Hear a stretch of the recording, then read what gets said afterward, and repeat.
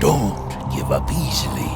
I'm this close to bringing my love back to life, and I don't have time to bother with you right now. You dare to say she wouldn't want to be resurrected? That's nonsense. It's the only way we can be together after all these years. If you think you're so smart, bring me proof that my beloved doesn't want to return. You will have to summon her ghost, you fool. I won't believe you until you let me talk to my beloved.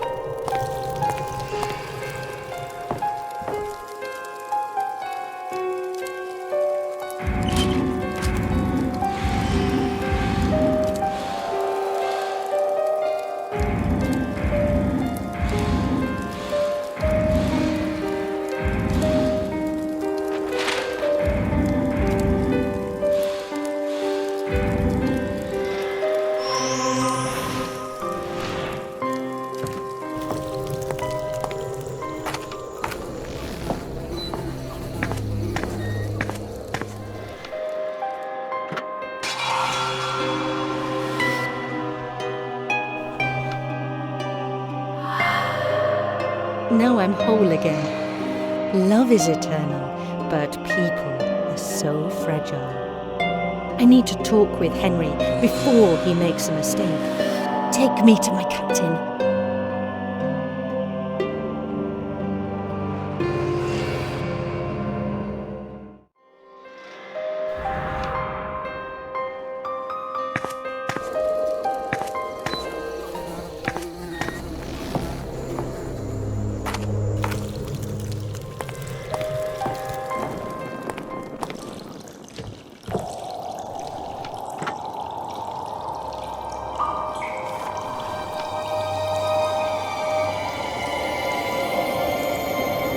I do not wish to be resurrected, my love. It's time you joined me. Stay, please.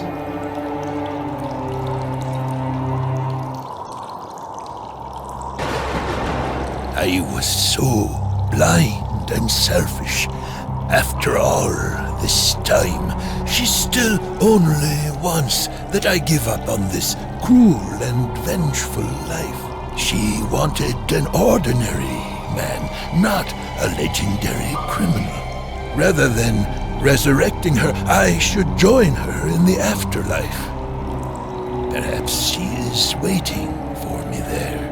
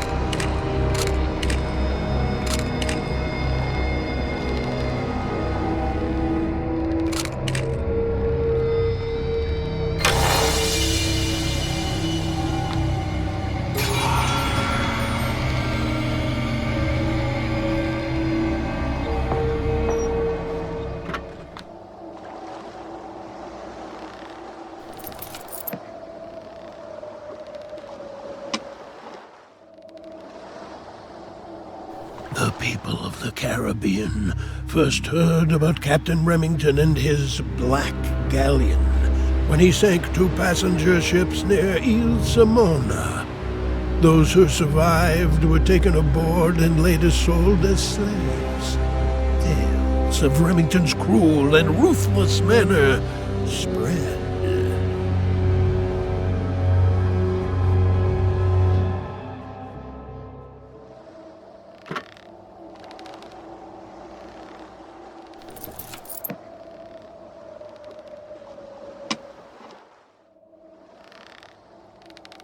Those first attacks were only a taste of the coming atrocities. Soon, Captain Remington boarded and sank commercial ships. His Black Galleon would appear out of nowhere and strike without warning. Those who weren't shot or stabbed were forced to walk the plank to the pirates' amusement.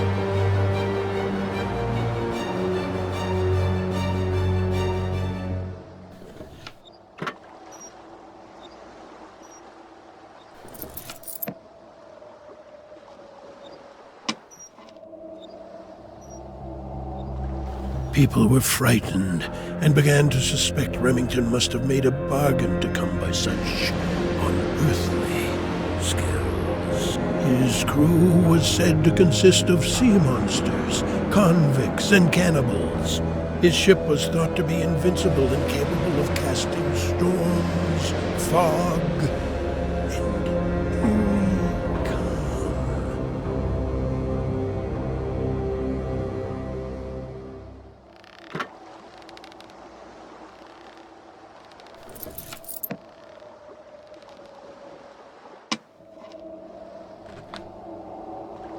One of the vessels attacked by Remington's crew happened to be on its way to pick up the young Countess, Mary Bannister, and safely transport her to her father in San Juan. The pirates boarded the ship, killed the Marines, and then donned the dead men's uniforms. At the port of call, before anyone noticed, Remington kidnapped Countess Mary, expecting a grand ransom.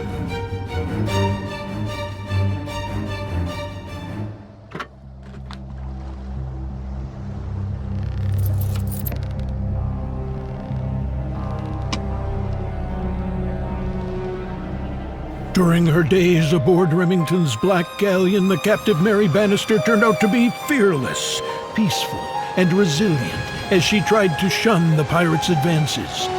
Captain Remington was keeping her out of harm's way. On rare occasions, Mary was given permission to visit the deck.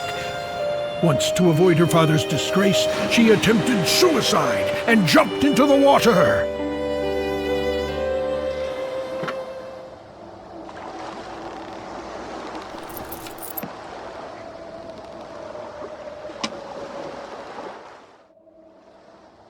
Remington jumped in after Mary and saved her from drowning, but the rescued girl soon became feverishly ill. The captain couldn't trust any of his vicious mates, so he personally nursed Mary back to health on Skull Island. During that time, Remington fell in love with the beautiful Countess at his mercy. Mary noticed Remington's feelings and started to care for the legendary pirate.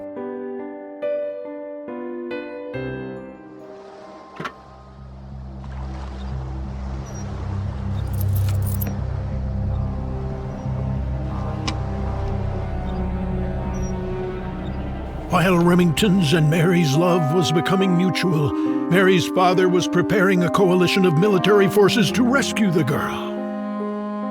The grim Baron Bannister had only recently come into money and power and was still greedy for more. He was planning to kill 3 birds with 1 stone. Liberate his daughter, kill the fearsome pirate, and save the ransom.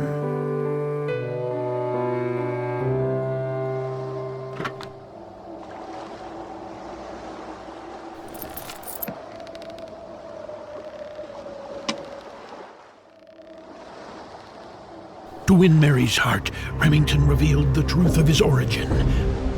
Turns out, Remington was a poor nobleman who signed a pact with the infernal Davy Jones. For the price of his soul, Davy made Remington immortal.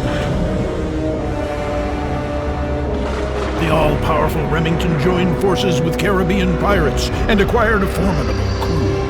And now, thanks to Mary, the captain promised to end his pirate career.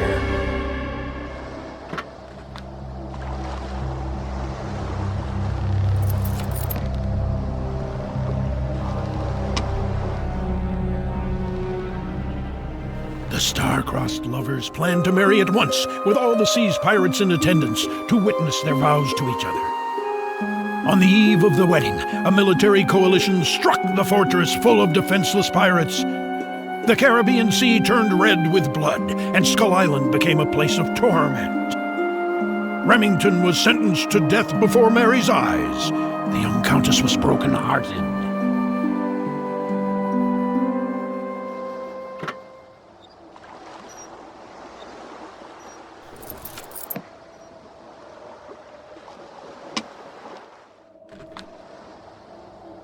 Baron Bannister was claimed victorious for killing Remington and his nefarious crew. The Baron capitalized on his success by forcing his daughter to marry the captain of the Royal Navy. Mary endured a childless and unhappy marriage with the old, dull soldier. And when her spouse eventually died, Mary, now a wealthy widow, decided to return to Skull Island.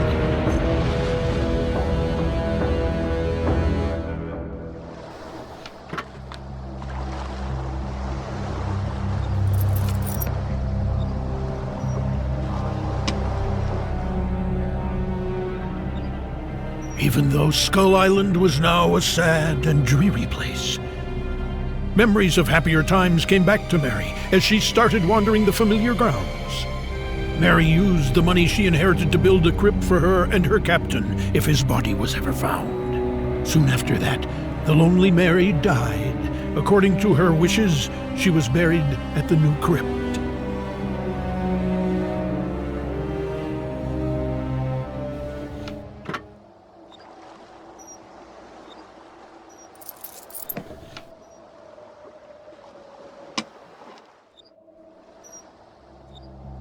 Meanwhile, as the centuries passed, the immortal Captain Remington lay at the bottom of the sea, broken-hearted, stripped of his enchanted weapons, and weighted down by shackles and corals.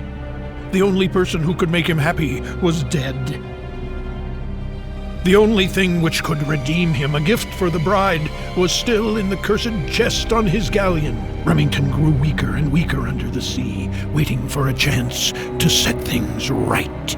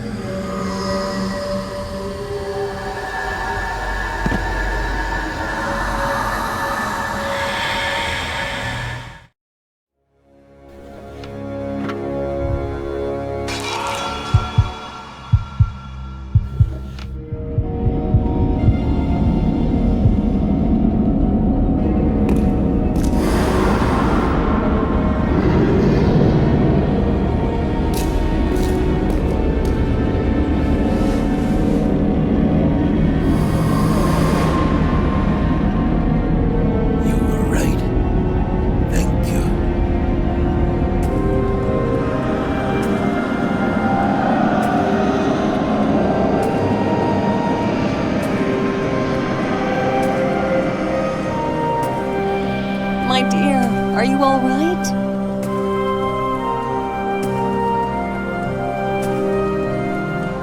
Mom, you saved me!